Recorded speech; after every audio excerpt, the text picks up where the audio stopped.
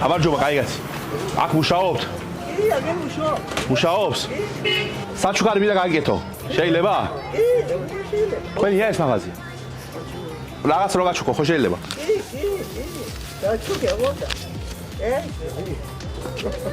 შემოგიყვანეთ. მადლობა. წარმატებულ დღეს გისურვებთ. ბებო, გამარჯობა. როგორ ახართ? მეთქე როგორა? არა, მიშავს, მოდი ჩაგეხუტო. აი რა ვქნა შენ ხომ კარგად. კი. ამდენი წელი ბრძანდებით. 74. შენ გაიხარე.